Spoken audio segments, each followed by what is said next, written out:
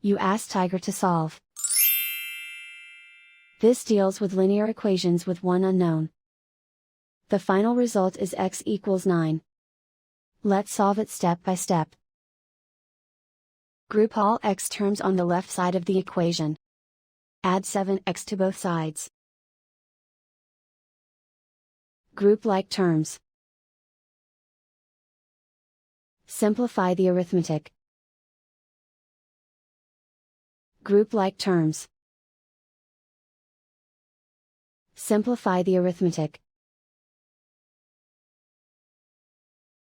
Group all constants on the right side of the equation. Add 1 to both sides. Simplify the arithmetic.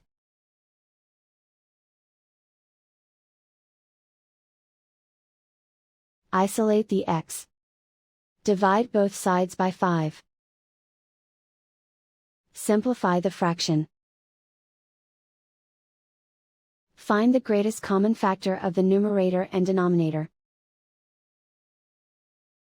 Factor out and cancel the greatest common factor. And so the final result is x equals 9.